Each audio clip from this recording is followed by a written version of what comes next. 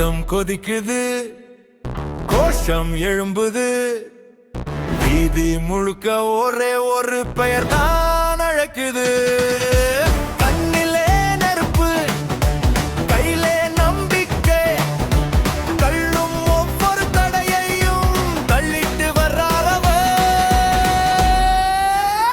ஜனநாயகன்.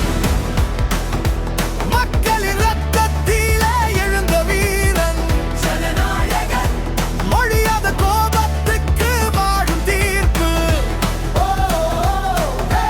அவர்தான் நமக்குள்ளே எழும் சத்தம் ஜனநாயகன். இதயம் கையிலே வைத்த நாயகன்.